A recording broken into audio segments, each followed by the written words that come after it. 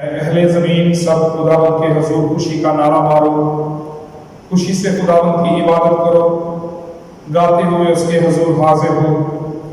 जान रखो कि खुदावंद ही खुदा है, उसी ने हमको बनाया और हम उसी के हैं। हम उसके लोग और उसकी चरागाह की भेड़े हैं। शुक्रगुजारी करते हुए उसके फाटकों में और हम करते हुए उसकी बारगाह में दाखिल हो। उसका शुक्र करो और उसके नाम को मुबारक कहो, क्योंकि खुदावंद भला है और उसकी शफकत अपनी है और उसकी वफादारी पुश्त दर पुश्त रहती है। जलाल बाप और बेटे और रूह कुद्स का हो, जैसे खुदा में था, अब भी है और हमेशा तक रहेगा। आमीन। आए हम दुआ के लिए अपने सरों को झुकाएं। खुदा मुतलक बाप, हमारे जिंदा असली और अभी खुदा, हम तेरा शुक्र करते हैं कि तू जिंदा खुदा है और तेरा शुक्र करते हैं कि तेरे बेटे खुदावंद यीशु मसीह ने मौत पर फतह पाई और आज का मुकद्दस दिन तेरे बेटे यीशु के फतह का दिन है। तेरे बेटे यीशु के वसीले से हमारे लिए भी फतह का दिन है। दुआ करते हैं खुदावंद की आज की ये इबादत हमें से हर एक की बरकत का बायस हो। खुदावंद आज जहां भी लोग हमारे साथ ऑनलाइन इबादत में जमा हैं, खुदावंद उनके साथ उनके घरानों को बरकत दे, तो अपने पाक रूह का मसा और मामूली हर एक को बख्श दे।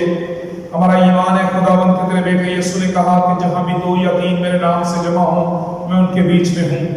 तेरे बेटे यीशु के नाम पे हम यकीन रखते हैं कि वो हमारे दरमियान मौजूद है। खुदावंद हम उसकी मौजूदगी के वसीले से बरकत पाना चाहते हैं, तो हम इस हर एक को तैयार कर तेरे पाक रूह की मदद मांग लेते हैं, तेरे पाक रूह का मसा मांगते हैं। तो अपनी आग से मैं धो और पाक कर, ताकि हमारे ख्यालात और ध्यान तेरी तरफ लग जाएं और इस इबादत के वसीले से हम बरकत पाएं। हमारा तेरी तारीफ करना, तेरे कलाम को सुनना और खुदावंद तेरी मेज पर आना और शायर बानी में शामिल होना हमारे लिए बरकत का बायस हो। मसीह यीशु के नाम में मांग लेते हैं, आमीन।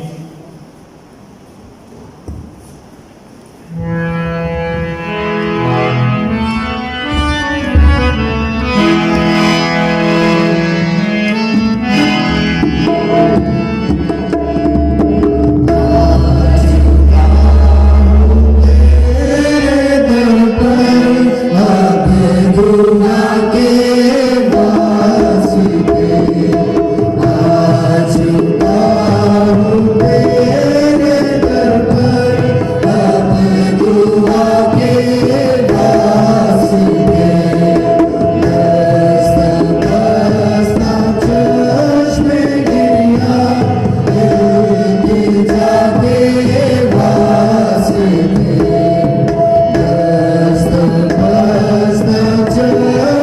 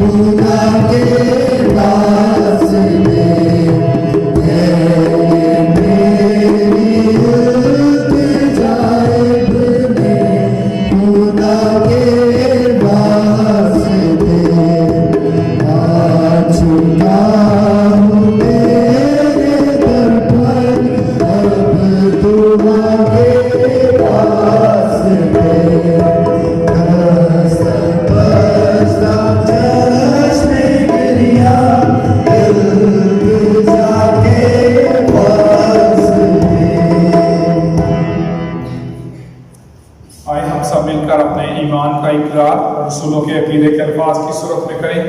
ये रसूलों का अकीदा हमारे मसीही ईमान के अकायद का मजमूआ है और हम सब मिलकर अपनी ज़ुबान से इसका इकरार करते हैं और अपने ईमान का इजहार करते हैं। आए हम सब मिलकर अपने ईमान का इकरार करें। मैं ईमान रखता हूँ खुदा कादिर मुतलक बाप पर जिसने आसमान और ज़मीन को पैदा किया और उसके इकलौते बेटे हमारे खुदावंद यीशु मसीह पर जो रूहुल कुदस की कुदरत से पेट में पड़ा, कुंवारी मरियम से पैदा हुआ, पिलातुस की हुकूमत में दुख उठाया, मसलूब हुआ, मर गया और दफन हुआ, आलमे अरफा में उतर गया, तीसरे दिन मुर्दों में से जी उठा, आसमान पर चढ़ गया और खुदा कादिर मुतलक बाप की दाहिनी तरफ बैठा है, जहाँ से वो जिंदों और मुर्दों की अदालत करने को आएगा। मैं ईमान रखता हूँ रूहुल कुदस पर, पाक कलीसिया पर, मुकद्दसों की रफाकत, गुनाहों की माफ़ी, जिस्म के जी उठने और हमेशा की ज़िंदगी पर। आमीन। खुदावंद की तारीफ में हम ज़बूर नंबर 100 गाएंगे।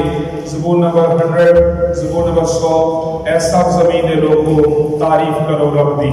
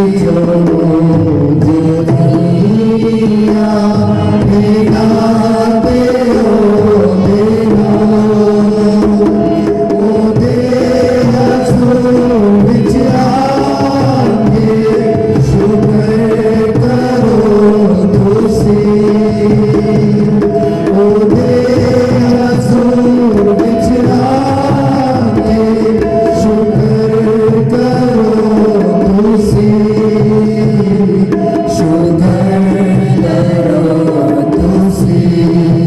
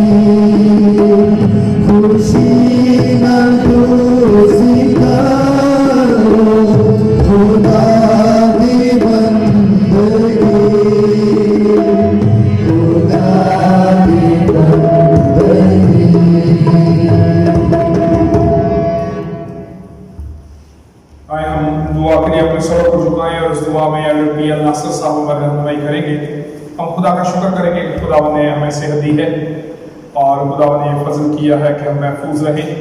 दुआ करेंगे कि खुदावंद आइंदा भी हमारी सारी कलीसिया को महफूज रखे, हमारी हिफाजत करे और कोरोना से और बीमारियों से हमें महफूज रखे। हम एफसी कॉलेज के लिए दुआ करेंगे खुदावंद हमारे इस मसीही अदारे को बरकत दे।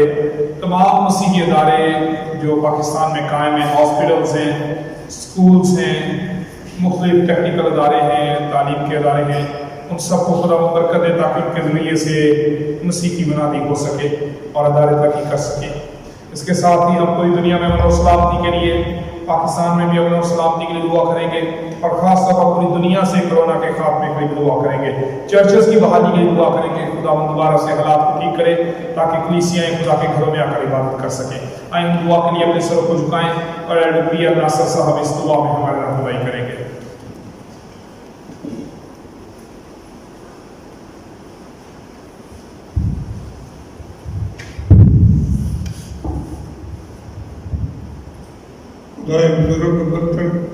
तेरा शुक्र तेरे नाम की तारीफ करते हैं कि तू हमारा आसमानी बाप है। तूने आज तक हमें ये मौका फराहम किया कि हम तेरे कदमों बैठकर तेरी इबादत तेरी प्रस्तुत कर सकें।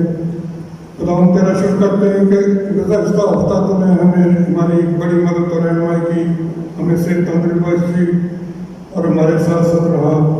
और फिर ये हफ्ता मेरे ज़िंदगी में बख्श दिया कि हम इसमें भी तेरा शुक्र बजा लें। खुदावन हम इस कलीसिया के लिए तेरा शुक्र करते हैं जो तेरे नाम से इस जगह कायम है। खुदावन इसको बड़ी बरकत अता कर।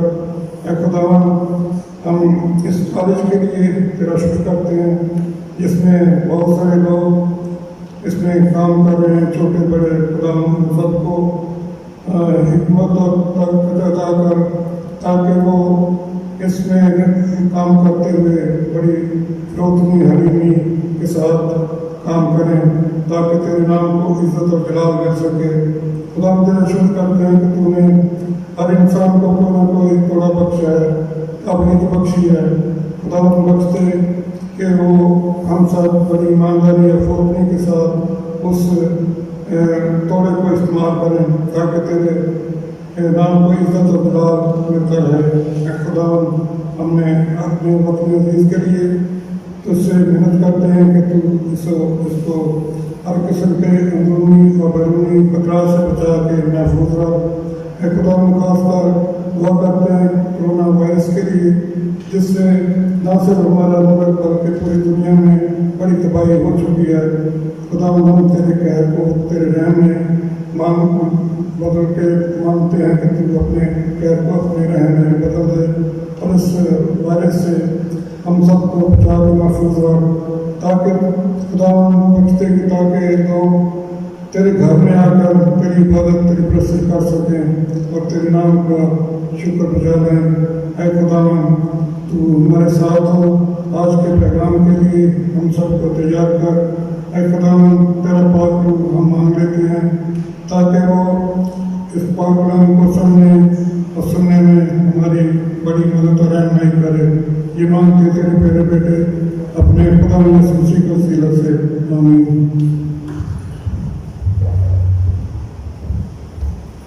खुदावंद की तारीफ में आगे बढ़ते हुए हम ज़बूर 51 और उसका तीजा हिस्सा गाएंगे। ज़बूर 51 तीजा हिस्सा दूजा वजन, या रब मेरे पाक खुदा बुजुर्गी तेरी करांगा। ज़बूर नंबर 51 तीजा हिस्सा, या रब मेरे पाक खुदा बुजुर्गी तेरी करांगा।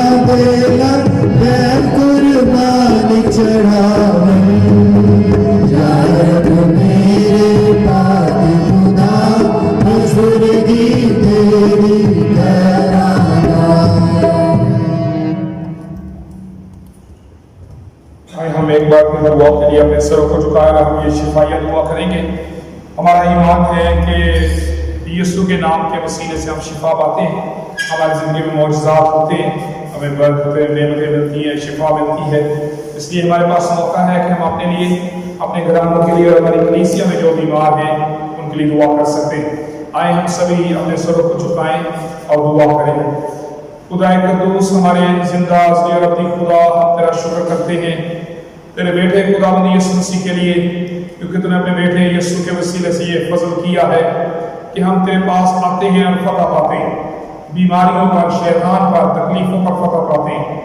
इसलिए बड़े ईमान के साथ खुदावंद अपने आप को तेरी हुजूरी में पेश करते हैं, दुआ करते हैं खुदावंद कि तू हम में से हर एक को छू, तेरे छूने से हम धुल जाएं, शिफा पाएं, तेरे बेटे यीशु के खून की कुदरत से हम पाक हो जाएं। हमारी हर एक जिस्मानी तकलीफ, बीमारी, कमजोरी, जिस्मानी दर्द, शुगर की तकलीफ, हार्ट की तकलीफ या फिर किडनीज का मसला है, किसी भी तकलीफ में हम मुब्तला हैं, तेरे बेटे यीशु के नाम से हम शिफा पा जाएं। खुदावंद तू अपना हाथ बढ़ाकर हम में से हर एक को छू दे, ताकि तेरे छूने से हम शिफा पाएं। तेरे बेटे खुदावंद यीशु मसीह के नाम की कुदरत के वसीले से हम फतह पाएं। खुदावंद हमारे घरानों में से हर एक फर्द यीशु के नाम से शिफा पाए। खास तौर पर खुदावंद हम दुआ करते हैं, तमाम लोगों के लिए जो दरख्वास्त की है कि ईमानदार इकट्ठे मिलकर उनके लिए दुआ करें। खुदावंद हम एक दिल होकर मुत्तफिक होकर उनके लिए दुआ करते हैं। खास तौर पर खुदावंद दुआ करते हैं बहन गुलजरी के लिए, बेदियनम के लिए, भाई जिक्रिया के लिए, इसी तरह से भाई इलियास फजल के लिए दुआ करते हैं, मिसेस बशीर के लिए दुआ करते हैं, इसी तरह से यूनुस साहब के लिए दुआ करते हैं, और खुदावंद भाई विलियम के लिए भी दुआ करते हैं, भाई रियाज के लिए भी दुआ करते हैं, भाई नईम तबस्सम के लिए, भाई इमैनुएल के लिए दुआ करते हैं, भाई नदीम जॉर्ज के लिए, भाई शहजाद डेविड के लिए दुआ करते हैं। तो अपने बेटे यीशु के नाम से सबको छू और शिफा दे। तेरे बेटे यीशु के खून की कुदरत के वसीले से सभी धुल जाएं, पाक हो जाएं, बीमारियां दूर हो जाएं, कमजोरियां दूर हो जाएं, जिस्मानी तकलीफें यीशु के नाम से खत्म हो जाएं और ये सब लोग शिफा पाएं। इसी तरह खुदा हमारी कलीसिया में जितने बेऔलाद जोड़े हैं उनके लिए दुआ करते हैं, तेरे बेटे यीशु के खून की कुदरत के वसीले से उन्हें औलाद की नेमत मिले, तो उनकी जिंदगी में मौजज़ा कर, तेरी कुदरत जाहिर हो और तेरे फजल के वसीले से वो शिफा पाएं। मसीह यीशु के नाम से मांग लेते हैं, आमीन। अभी पैगाम के बाद हम शायरबानी की इबादत में भी शामिल होंगे और उसके लिए जैसा कि मैंने गुज़श्ता द्वारा किया था, आपको शायरबानी के एलिमेंट्स पहुंच चुके हैं और उसके मुताबिक मैंने गुज़श्ता द्वारा भी आपको बताया कि जब हम चर्च में अभी थोड़ी देर के बाद शायरबानी की रस्म अदा करेंगे तो दुआ के बाद अपने सामने उनको रख लें और दुआ के बाद आपके घराने में से बड़ा जो है बाप या शोहर जो बड़े हैं वो उसको लीड करें और उसके साथ अपने बच्चों को भी शामिल करें, और उन लोगों को जो कन्फर्मेशन में शामिल हो चुके हैं घराने में से सिर्फ उन्हीं को इबादत में शामिल करें और उसको ज़ाया ना करें, बल्कि सभी सारा कंज्यूम कर लें। अगर आपके पास एक्स्ट्रा, हमने कोशिश की है कि आप लोगों को कुछ जो एक्स्ट्रा दिया जाए एलिमेंट्स, लेकिन आपने उसको ज़ाया करने के बजाय बेहतर है कि आप उसको इस्तेमाल कर लें ताकि खुदावंद की मेज़ पर से भेजी गई जो चीज़ें हैं उनका तक़द्दुस कायम रहे। आइए हम कलाम मुक़द्दस में से देखें, कलाम मुक़द्दस में से कुरिन्थियों के नाम पौलुस रसूल का पहला खत, उसका 11वां बाब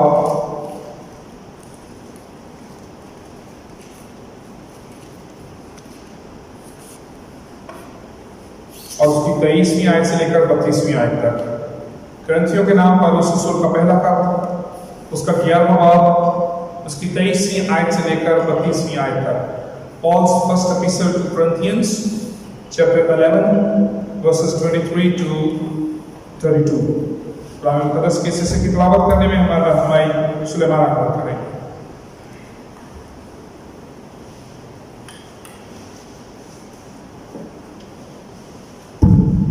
नया नियम में से पौलुस रसूल का पहला खत कुरिन्थियों के नाम, उसका 11वां बाब, उसकी 23वीं आयत से।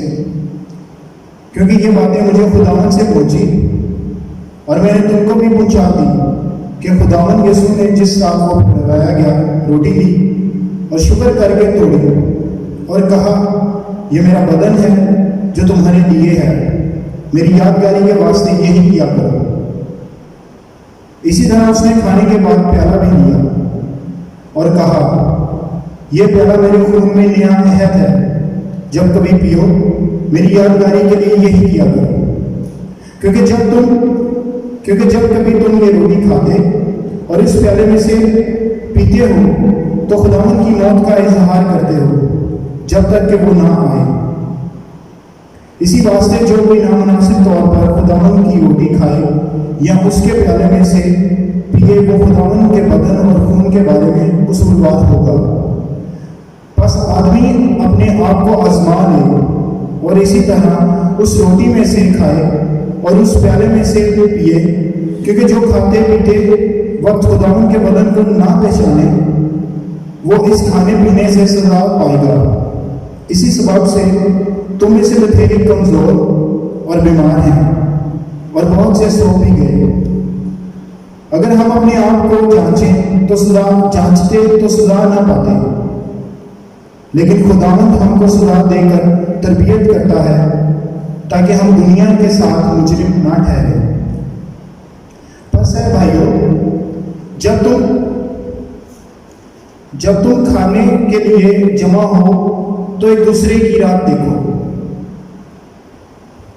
अगर कोई भूखा हो तो अपने घर में खा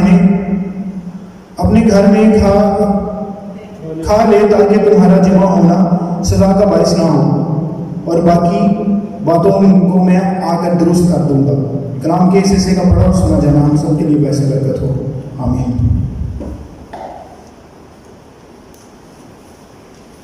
खुदावंद के कलाम को सुनने से पहले ज़बूर 85 के पहले 2 मिसरे हम गाएंगे। मैं गाद खुदा भी सुनाऊंगा जब करेगा बयान। ज़बूर नंबर 85, ज़बूर नंबर 85 और उसके पहले 2 मिसरे।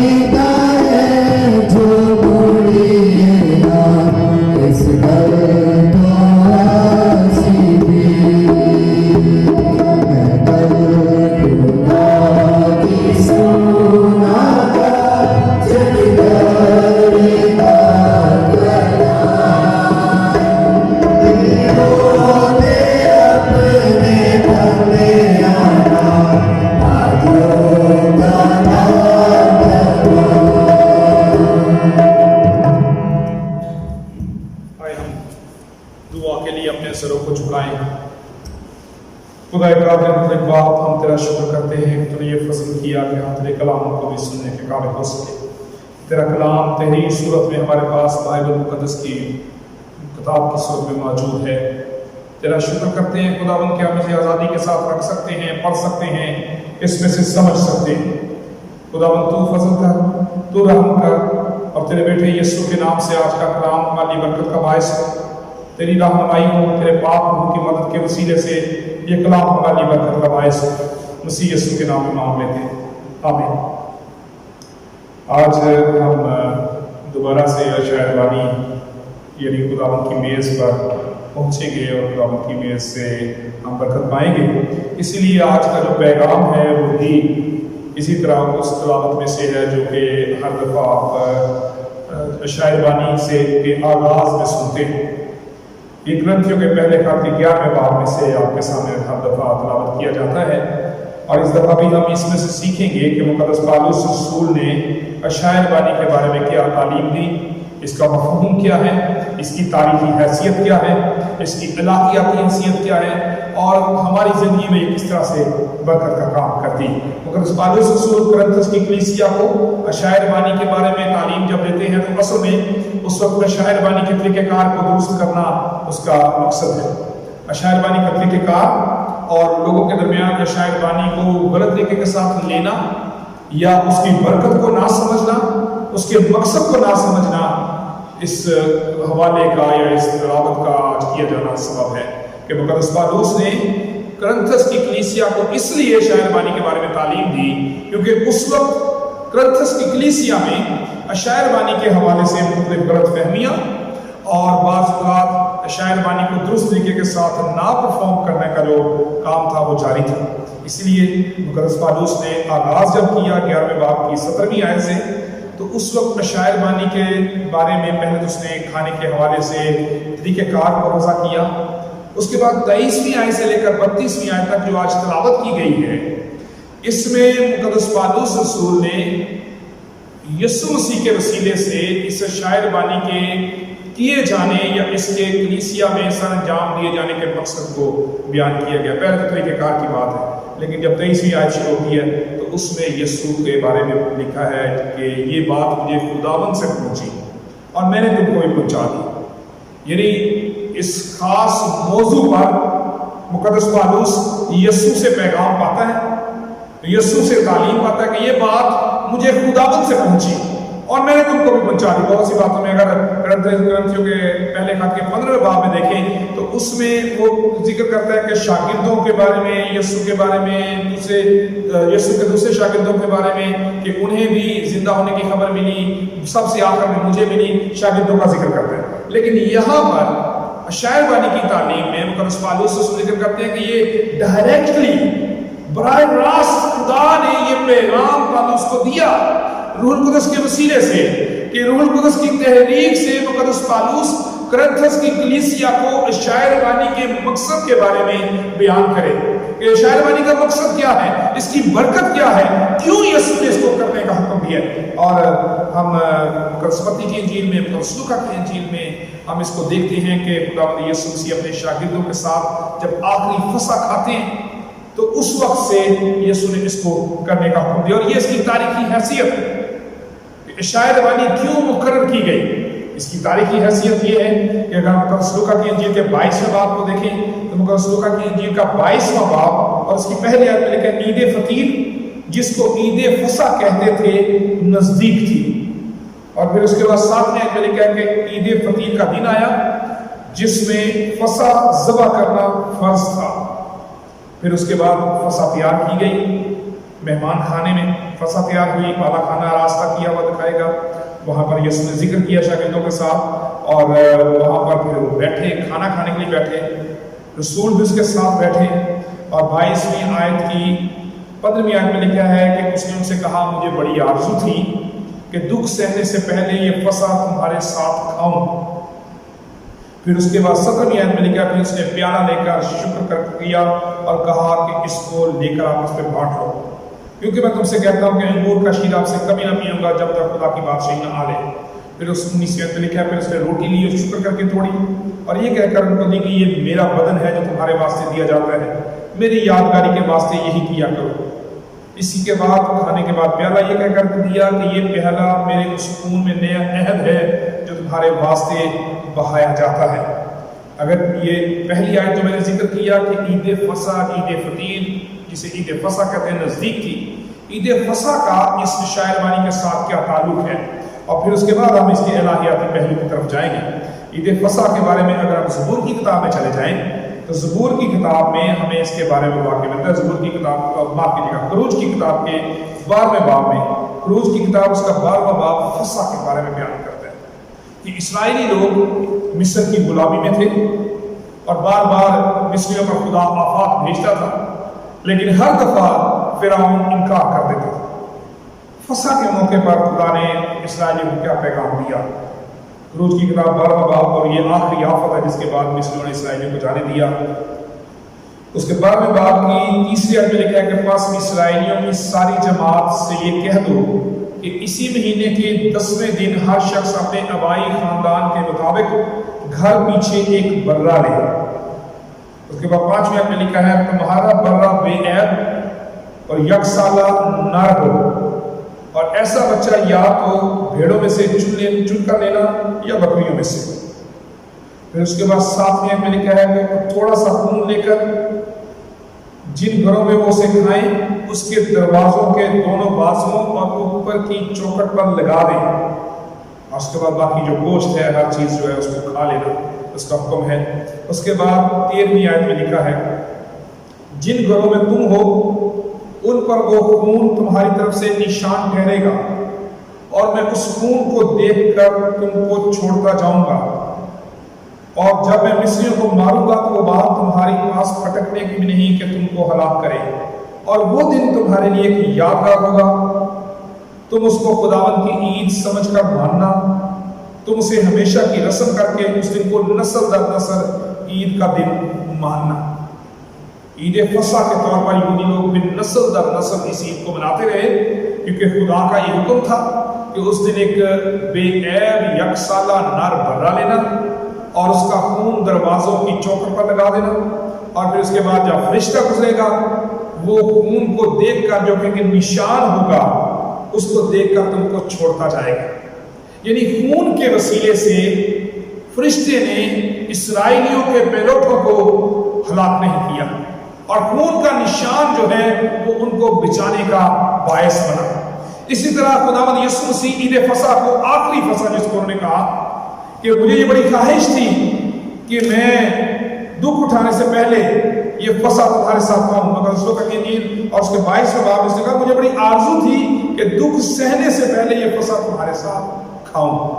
यानी वही फसा जो इस्राएली अपनी उस ईद को मनाकर याद करते थे कि खुदा ने खून के वसीले से उन्हें हलाकत से बचाया था।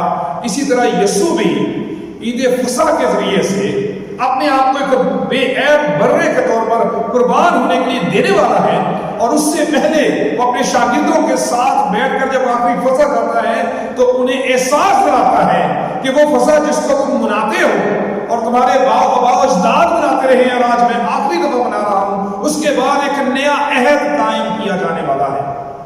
जिस तरह खुदा ने इस्राइल से मिस्र में अहद बांधा कि खून के निशान के वसीले से वो हलाकत से बचाएगा, इसी तरह शायरबानी के वक्त आखिरी फसा करते वक्त खुदावंद यीशु मसीह ने भी अपने शागिर्दों को यही कहा कि उसने पहले कहा कि ये मेरा बदन है जो तुम्हारे वास्ते दिया जाता है, यानी इस तरह बर्रा ज़बह किया जाता था, इसी तरह खुदावंद यीशु मसीह का बदन सलीब पर तोड़ा गया। उसी तरह उसने कहा कि इसी तरह खाने के बाद प्याला ये कहकर पिया कि ये प्याला मेरे उस खून में नया अहद है जो तुम्हारे वास्ते बहाया जाता है। ये शायरबानी की इलाहियाती बुनियादें हैं। जिस तरह की तारीखी हैसियत ये है कि ईद फसा को शागिर्द और यीशु मसीह इकट्ठे हुए, और उस दिन यीशु मसीह ने एक और नया अहद शागिर्दों के सामने पेश किया जो खुदा ने यीशु के वसीले से बांधा। जिस तरह खुदा ने इस्राएलियों से अहद बांधा कि खून के निशान के वसीले से वो बच जाएंगे, इसी तरह यीशु के वसीले से खुदा ने एक नया अहद इंसानों के सामने पेश किया, और यीशु ने शागिर्दों के सामने उस अहद को रखा कि मेरे ये प्याला मेरे उस खून में नया अहद है। यानी यीशु के वसीले से तमाम इंसानों के लिए अहद बांधा गया जो सिर्फ इस्राएलियों के लिए था।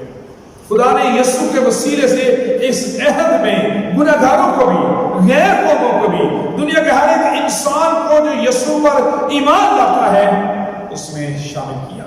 और शायरबानी में जब हम शरीक होते हैं तो खुदावंद यीशु मसीह के वसीले से जो मुकद्दस पौलुस ने कुरिन्थियों को पैगाम दिया वो हमें भी ये सिखाता है कि शायरबानी ईद फसा के वक्त एक तारीखी हैसियत रखता है जिसमें यीशु ने शागिर्दों के सामने एक नए अहद को पेश किया, और नए अहद के तौर पर शायरबानी को हम खुदावंद यीशु मसीह के हुक्म के तौर पर बनाते हैं कि जब कभी भी हो मेरी यादगारी में यही किया करो। यानी यीशु के दोबारा आने तक उसकी याद में जो उसने अहद अपने लोगों के साथ बांधा है उसकी याद में हम इसको दोहराते हैं। और ख़ास तौर पर ये ईमानदारों के लिए, जो यीशु पर ईमान ले आते हैं, ये उनके लिए शायरबानी में शामिल होने के लिए बड़ा ज़रूरी है कि हम यीशु को अपना शख्सी निजात दहिंदा कबूल करें। इसलिए यहाँ पर लिखा है कि जो कोई नामुनासिब तौर पर खुदावंद की रोटी खाए या उसके प्याले में से पिए, वो खुदावंद के बदन और खून के बारे में कसूरवार होगा। ये इस एहसास को जन्म देती है कि जब हम शायरबानी में शामिल होते हैं तो हमारे ख्यालात, हमारे ध्यान, हमारा ईमान यीशु की तरफ है या नहीं, हमारी आंखें यीशु की सलीब की तरफ है या नहीं, हमारा ईमान यीशु के निजात दहिंदा के तौर पर, यीशु का हमारा निजात दहिंदा के तौर पर हमारे सामने होना, हमारे लिए मौत पर फतह पाना, दुख उठाना और फिर तीसरे दिन जिंदा होना, और हमारी खातर अपने जिस्म को दे देना, हमारी खातर अपना खून बहाना, हमारे गुनाहों के कफारे के लिए अपना खून बहाना, इस ईमान में हमारा मजबूत होना बड़ा ज़रूरी है। और एक खुसूसियत के साथ ईमानदारों के लिए इस रस्म में शामिल होना ज़रूरी है कि जो यीशु पर ईमान ले आए हैं, इसीलिए हम कन्फर्मेशन का कोर्स बच्चों को करवाते हैं ताकि वो शख्सी तौर पर यीशु पर ईमान लाएं कि वो हमारा निजात दहिंदा है, ताकि मुनासिब तरीके के साथ, ईमान के साथ यीशु की मेज़ पर आ सकें, खुदावंद की मेज़ पर आ सकें और शायरबानी में शामिल होने के वसीले से खुदावंद की मौत का इजहार कर सकें। ये हमारी शायरबानी में शामिल होने की बरकत है कि जब हम शायरबानी में शामिल होते हैं तो हम क्या करते हैं, असल में हम खुदावंद की मौत का इजहार करते हैं। हालांकि हम जिस्मानी तौर पर खुदावंद की तरह सलीब पर नहीं मरते, जिस्मानी तौर पर जिस तरह यीशु ने सलीब पर अपनी जान दी, हम में से कोई भी सलीब पर अपनी जान नहीं देता, लेकिन जब लिखा है कि जब कभी तुम ये रोटी खाते हो, इस प्याले में से पीते हो, तो खुदावंद की मौत का इजहार करते हो। यानी हम इस तरह यीशु ने जिस्मानी तौर पर सलीब पर अपनी जान दी, दफन हुआ और दोबारा तीसरे दिन जिंदा हुआ, इसी तरह से हम रूहानी तौर पर अपनी पुरानी इंसानियत को दफन करते हैं और एक नई इंसानियत के साथ जिंदा होते हैं। जब खुदावंद की मौत का इजहार हमारी जिंदगी से होता है तो इसका मतलब ये है कि हम अपनी पुरानी जिंदगी को, गुनाहों की जिंदगी को खत्म करके एक नई जिंदगी का आगाज करें। ये हकीकी तौर पर शायरबानी के वसीले से हमारी बरकत है जिसको हम हासिल करते हैं। और ये ज़रूरी है कि हमारी ज़िंदगी में ऐसा मुमकिन हो कि जब शायरबानी हो, जब हम शायरबानी में शामिल हो, जब हम खुदावंद की मेज़ पर आए, तो जब हम खुदावंद की मेज़ से रुखसत हों, जब हम शीरा और इसी रोटी और शीरे को ले लें, तो उसके बाद हमारी ज़िंदगी में एक नई तब्दीली हो। बहुत से लोग शायरबानी में शामिल होते हैं, लेकिन उनकी ज़िंदगी शायरबानी में शामिल होने से पहले भी गुनाहों की ज़िंदगी, शायरबानी में शामिल होने के बाद भी गुनाहों की ज़िंदगी। हमें तौबा की ज़रूरत, और शायरबानी हमें यही मौका फराहम करती है कि जब भी हम खुदावंद की मेज़ पर आते हैं, ये हमें एहसास दिलाती है कि यीशु का जिस्म मेरे लिए तोड़ा गया, उसका खून मेरे लिए बहाया गया, ताकि मैं शिफा पाऊं, ताकि मैं निजात पाऊं, ताकि मैं गुनाहों की माफी पाऊं। शायरबानी यही एहसास में दिलाती, हमें ताजगी बख्शती है, हमारी रूह को ताजगी बख्शती है, ताकि हम और ईमान में मजबूत हो जाएं, ताकि हम और नई इंसानियत में, नई जिंदगी में आगे बढ़ते जाएं। ये हमें नई जिंदगी में और ज्यादा बढ़ने का मौका फराहम करती। इसलिए पौलुस इस खास तौर पर इस मौजू को एड्रेस करते हैं। कुरिन्थस की कलीसिया में ये मौजू या ये प्रैक्टिस बहुत ही मुश्किल हालात में, बहुत ही गलत तरीके से सरंजाम दी जाने लगी थी। इसीलिए मुक़द्दस पौलुस ने इसका जिक्र किया। अगर हम 11वें बाब की 17वीं आयत से पढ़ना शुरू करें तो लिखा है कि इसलिए कि तुम्हारे जमा होने से फायदा नहीं बल्कि नुकसान होता है। शायरबानी बरकत का बायस है, लेकिन पौलुस ने वहां पर एड्रेस किया, खासतौर पर उन्हें सरजनश की कि तुम्हारे जमा होने से फायदा नहीं बल्कि नुकसान होता है। क्योंकि अव्वल तो मैं सुनता हूं कि जिस वक्त तुम्हारी कलीसिया जमा होती है तो उनमें तफरके होते हैं, यानी शायरबानी के लिए आए हैं लेकिन तफरके होते हैं।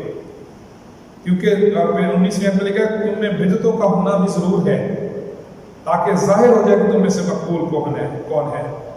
20वें में भी लिखा जब तुम जमा होते हो तुम्हारा वो खाना शायरबानी नहीं हो सकता। यानी अगर हमारी जिंदगी गुनाहों की जिंदगी है, जिंदगी में दिल में बिदअतें हैं, लड़ाई झगड़े हैं, तफरके हैं, नफरत है, गुनाह है, तो तो फिर वो शायर बानी नहीं हो सकती। वो सिर्फ दूसरे लोगों के साथ एक मश्क है जिसको हम करते हैं। दूसरे भी लोग आए हैं, मेज पर हम भी आ गए, लेकिन असल में पौलुस यहाँ पर कहता है कि अपने आप को, हर कोई अपने पास आदमी अपने आप को आजमा ले, इसी तरह से रोटी में से खाए, उस डाले से पिए, क्योंकि जो खाते पीते वक्त उसके खुदावंद के बदन को ना पहचाने, उस खाने पीने से सजा पाएगा। यानी हमें अपने आप को आजमाने की ज़रूरत है, एग्जामिन करने की ज़रूरत है, जांचने की ज़रूरत है, अपना इम्तिहान करने की ज़रूरत है, अपने आप को देखने की ज़रूरत है, अपने अंदर झांकने की ज़रूरत है कि अगर मेरे अंदर बिदअतें हैं, मेरे अंदर नफरतें हैं, लड़ाई झगड़े हैं, मेरे अंदर गुनाह है, बुरी सोच है, मैंने यीशु को अपना निजात देना कबूल ही नहीं किया, तो फिर मैं अगर इसी हालत में शायरबानी में आ रहा हूँ तो फिर मैं सजा का हकदार हूँ। ये फिर शायरबानी नहीं है। पौलुस ने बड़ा वाज़ेह कहा कि ऐसा खाना, वो खाना शायरबानी नहीं हो सकता जिसमें हमारी ज़िंदगी में तब्दीली ना आए, क्योंकि शायरबानी खुदावंद की मौत का इजहार है। शायरबानी यीशु के बदन और खून के कफारे को समझने और उसको अपनी ज़िंदगी में, अपने दिल में जगह देने का इजहार है। इसलिए शायरबानी लेते वक्त आज भी जब आप लोग अपने अपने घरों में हमारे साथ शायरबानी में शामिल हों, अपने आप को ज़रूर जांचें, अपने आप को आजमाएं कि हमारे दिल में क्या है। शायरबानी हकीकी वो है, बरकत की शायरबानी वो है जिससे ज़िंदगी तब्दील, नई इंसानियत का तजर्बा हो, खुदावंद की मौत का इजहार हो, तौबा का मौका मिले, रूह को ताज़गी मिले, ईमान मजबूत हो कि हम अपनी ज़िंदगी से यीशु के नाम को जला देंगे, हम अपनी ज़िंदगी से एक नई तर्ज ज़िंदगी का आगाज़ करेंगे जिससे यीशु की गवाही हो सके। आए हम अपने सर को झुकाएं और खुदावंद के कलाम के लिए बरकत मांगें और दुआ करें कि आज जब हम खुदावंद की मेज़ पर आएँ तो हम एक नई सोच के साथ आएँ, एक नए ईमान के साथ आएँ, जिसमें ये ईमान मजबूत हो कि हमने यीशु की तरह उसकी मौत का इजहार अपनी ज़िंदगी से करना है। आए दुआ के लिए अपने सरों को झुकाएं। खुदा हमारे प्यारे आसमानी बाप, हम तेरा शुक्र करते हैं कि तू जिंदा है, तेरे बेटे यीशु के नाम में कुदरत है और तेरे बेटे यीशु ने सलीब पर हमारे लिए अपनी जान दी। दुआ करते हैं खुदा तो अपने फजल से हमें तैयार कर कि आज जब हम तेरी मेज़ पर आएँ तो हम एक हकीकी तब्दीली के साथ खुदा इस शायरबानी को ले सकें, तेरे बदन को और तेरे खून को, एक नए अहद को जो तेरे बेटे यीशु के वसीले से हमारे साथ बांधा गया है, उसमें हम मजबूत हो सकें, मसीह यीशु के नाम से आमीन। खुदावंद की तारीफ में गीत नंबर 344 गाएंगे। खुदावंद अपने लोगों में आया है, गीत नंबर 344, खुदावंद अपने लोगों में आया है।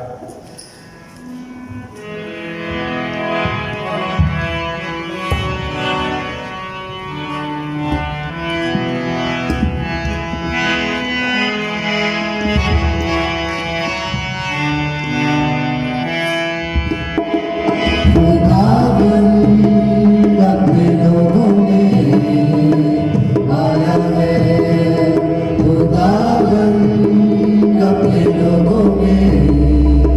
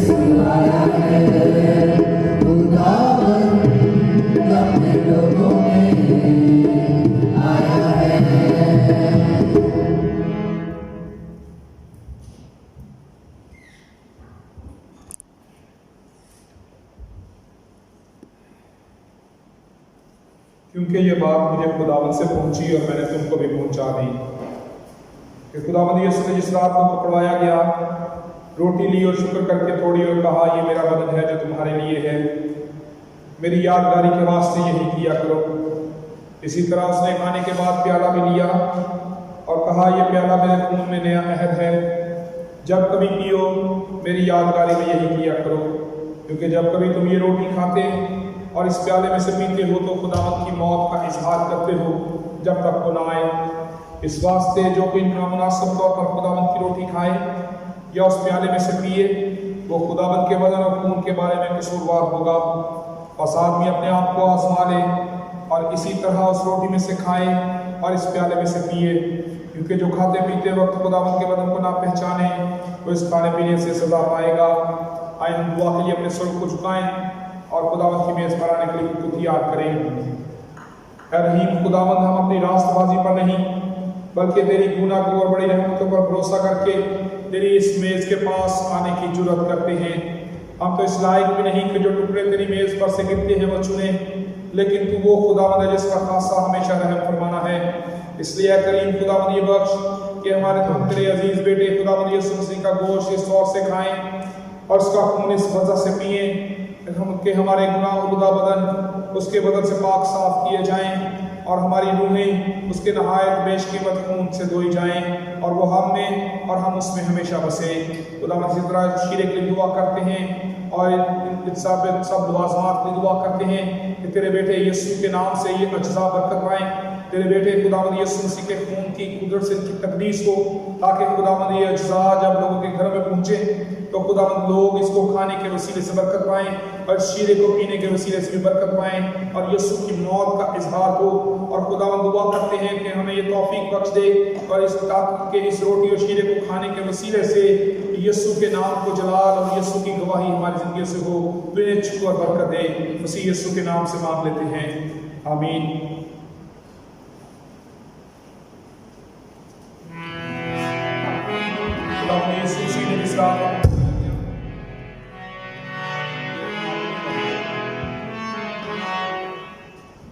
खुदावंद यीशु मसीह ने जिस रात को पकड़वाया गया, रोटी ली और शुक्र करके तोड़ी और अपने शागिर्दों को देकर कहा कि ये मेरा बदन है जो तुम्हारे वास्ते तोड़ा जाता है।